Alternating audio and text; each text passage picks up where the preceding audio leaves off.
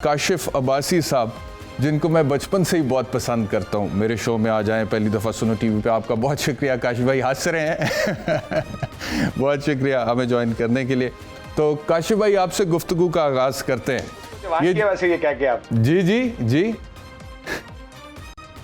मैंने कहा आपने यही कहा ना कि बचपन से मेरा प्रोग्राम देख रहे हैं। जी जी, पसंद करता हूँ ना। आपने भी बहुत बचपन में प्रोग्राम स्टार्ट कर दिया था, दरअसल अपने ही बचपन में शुरू कर दिया था आपने। हाँ, मैंने कहा ये पता नहीं मुझे बुढ़ा किया या खुद को जवान कर रहे नहीं, मैं ये कह रहा हूँ कि आपने बहुत जल्दी मेन स्ट्रीम पे प्रोग्राम शुरू कर दिया था, ये मैं कह रहा हूँ। अच्छा जी, ये बताइएगा कि ये जो आज इस्तीफ़ा है जी आफ्ताब सुल्तान साहब का, और उसके बाद की जो डेवलपमेंट है कि तोशाखाना केस की तहकीकात के लिए इमरान खान साहब को बुला लिया गया नैब में 9 मार्च को, महज इत्तेफाक लगता है आपको?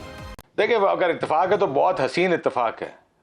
अगर आप वजूहात देखें, जो वजूहात दिए हैं चेयरमैन नैब, साबिक चेयरमैन नैब ने इस्तीफे की, वो यही है कि उनके ऊपर प्रेशर डाला जा रहा है कि कुछ केसेस बनाए जाएं, चलाए जाएं, नोटिस भेजे जाएं या गिरफ्तारियां की जाएं। कम से कम उनकी जो बाद की तकरीर थी उससे भी यही लगता है, और जो खबरें भी आ रही हैं, जो मार्केट की खबरें हैं कि किसी ने बुला के नैब के अफसरान को कोई डायरेक्शंस देने की कोशिश की जो उनको पसंद नहीं आई। चेयरमैन नैब साहब ने कहा कि फिर इस तरह अगर करना तो मैं घर चला जाऊंगा, मैं इस तरह काम नहीं कर सकता। ये बात तो पिछले एक हफ्ते से चल रही थी कि शायद वो रिजाइन कर देंगे, क्योंकि उनके ऊपर बहुत प्रेशर डाला जा रहा है कुछ केसेस चलाने के लिए, बनाने के लिए और गिरफ्तारियां करने के लिए।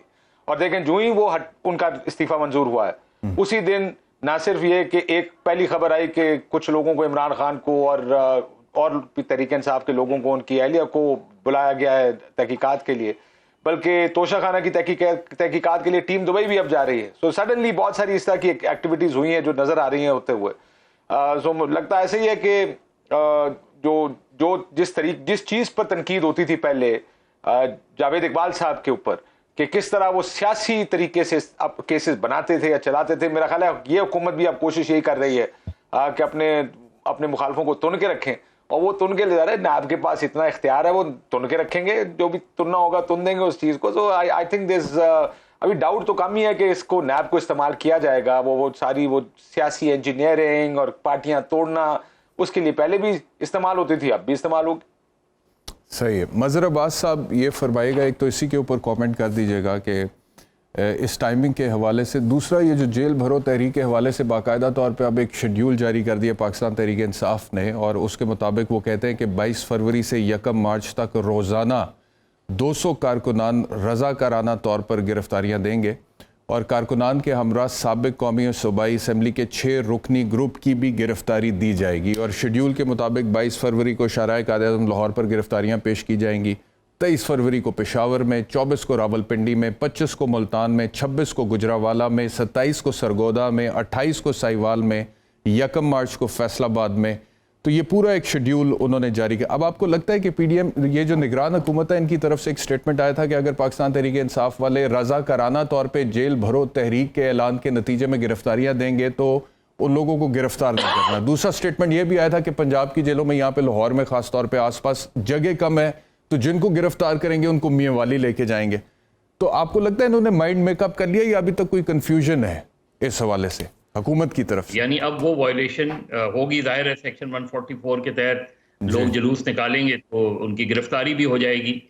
लेकिन जितनी बड़ी तादाद में पीटीआई ने तय किया है, अगर इतनी बड़ी तादाद में ये इतने दिन इसको सस्टेन करते हैं तो ये बहुत बड़ी तहरीक होगी, क्योंकि इसका मतलब ये कि कई हजार लोग गिरफ्तार होंगे। और आपकी सही बात यह है कि आपकी जेलों की वो कैपेसिटी नहीं है, तो एक क्योटिक सिचुएशन तो पूरे मुल्क में वो खड़ी कर देंगे, एक बड़ी पॉलिटिकल एक्टिविटी तो खड़ी कर देंगे अगर ये 200 लोग गिरफ्तार, 200 भी नहीं 100 लोग भी गिरफ्तार होते हैं, जिनमें MNAs MPs भी शामिल हैं, जिसमें पार्टी के मरकजी रहनुमा भी शामिल हैं। ये लोग अगर गिरफ्तारियां देते हैं तो पाकिस्तान का इलेक्ट्रॉनिक मीडिया ले लें, सोशल मीडिया ले लें, आप मुल्क के अंदर शहरों की सूरत हाल ले लें, तो ये पूरी पॉलिटिक्स फिर रिवॉल्व करेगी पीटीआई के ही इसी जेल भरो तहरीक के दरमियान। तो ये एक बड़ी पॉलिटिकल एक्टिविटी तो होगी। अब इसमें किस तरह ये सस्टेन करेगी, इसको हमें देखना पड़ेगा। जहां तक दूसरी बात है, और सेक्शन 144 लगाई इसीलिए है, और उसमें और भी क्लॉजेज वो शामिल कर सकते हैं। हो सकता है कि लीडर्स को अलग करें और कारकुनों को अलग करें। जहां तक आफ्ताब सुल्तान वाली बात है, देखिए आफ्ताब सुल्तान की शायद इनके पास कोई वीडियो नहीं आ सकी, इसलिए इन्होंने ये अब जो प्रेशर डाला, उसके बाद आफ्ताब सुल्तान का पूरा एक करियर जो है इस बात की कमादी करता है कि वो एक उन पोजीशन लेने वाले इंसान हैं। उन्होंने बहरहाल रिज़ाइन करना ज़रूरी समझा, और रिज़ाइन सिर्फ उन्होंने ऐसे नहीं किया कि उन्होंने, बहुत से लोग रिज़ाइन करते हैं जिनकी ग्रीवेंसेस होती है, लेकिन वो अपने आप को बचाने के लिए कह देते हैं कि हम पर्सनल रीजंस की वजह से। उन्होंने रीज़न स्पेसिफाई किए हैं, उन्होंने बताया है कि उन पर दबाव था, और इस चीज़ को, ये पीडीएम के लिए बहुत बड़ा सेटबैक है कि नैब के चेयरमैन ने बाकायदा ये कह के कि मैं इस वजह से रिज़ाइन कर रहा हूँ। जावेद इकबाल साहब की वीडियो आई तो जावेद इकबाल साहब कॉम्प्रोमाइज हो गए, और ये उसके बाद की सूरत हाल। और उस वक्त जब ये वीडियो आई थी, उस वक्त भी नैब के बहुत से लोगों से मैंने पूछा था, और उन्होंने यही कहा कि उसके बाद केसेस में तेज़ी आ गई थी। तो अनफॉर्चुनेटली हमारे यहाँ जो है वो नैब को इसी तरह इस्तेमाल किया जाता रहा है, इसीलिए अकाउंटेबिलिटी हमेशा क्वेश्चनेबल रही है।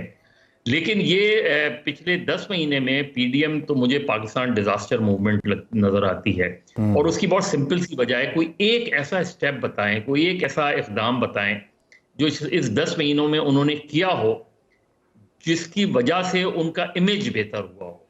ठीक, मुझे ज्यादातर इकदाम ऐसे नजर आते हैं जिसकी वजह से ऑपोजिशन को फायदा हुआ हो। ठीक, और इमरान खान की पॉलिसीज और उनकी मूवमेंट के जितने भी फ्लॉज हैं वो नजर आते हैं। जाहिर है वो अचीव नहीं कर सके और अपनी ही कुर्बानी देते रहे, यानी उन्होंने असेंबलियां डिसॉल्व कर दी, असेंबलियों से इस्तीफे दे दिए, लेकिन उसके जवाब में इलेक्शंस नहीं आए। अब प्रेसिडेंट ने जो इकदाम किया है, ये अदालत में ही मसला होगा कि अदालत क्या करती है। इलेक्शन कमीशन का आज इजलास होना था, अभी हुआ नहीं हुआ, वो क्या करते हैं, फैसला करते हैं इलेक्शन कमीशन इस हवाले से। लेकिन लगता यही है कि मामला अदालत ही तय करेगी कि इलेक्शंस होने चाहिए फौरी तौर पे, और जिस तरह प्रेसिडेंट ने डेट दी है उसी मुताबिक, या एन मुमकिन है इलेक्शन कमीशन नई डेट आज अनाउंस कर दे उसमें। ये भी इस चीज के भी इम्कान, आप इसको नजरअंदाज नहीं कर सकते। बिल्कुल सही। लेकिन ओवरऑल जो सूरत हाल बन रही है जी, वो मुझे बहुत प्रॉब्लमेटिक लग रही है। वो मुझे पॉलिटिकल केओस लग रहा है, ऑलरेडी इकोनॉमिक केओस आपके यहाँ है ही, एक सिचुएशन बनती जा रही है, और वो जो गवर्नमेंट जो है वो रिसीविंग एंड पे नजर आती है, और उनके पास कोई जवाब नहीं है माए इस्तेवाए इसके कि वो हर इकदाम को जो अपोजिशन करे उस पर एक रद्द-ए-अमल का इजहार करें।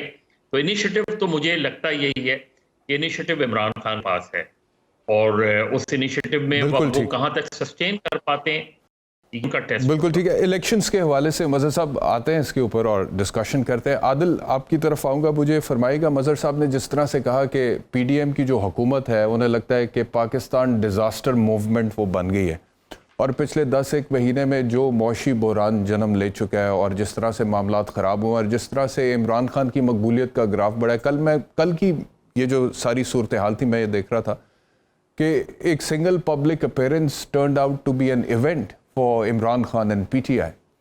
तो आपको भी ये लगता है कि पीडीएम की हुकूमत की मौजूदा पॉलिसीज़ की वजह से एक तो वो गैर मकबूल हो रहे हैं, और दूसरा पाकिस्तान तहरीक-ए-इंसाफ की सपोर्ट में जा रही हैं सारी चीज़ें, बावजूद इसके कि उन्होंने नेशनल असम्बली से रिज़ाइन कर दिया, पंजाब में हुकूमत ख़त्म की, केपीके में हुकूमत ख़त्म की, और अब जेल भरो तहरीक की तरफ वो जा रहे हैं?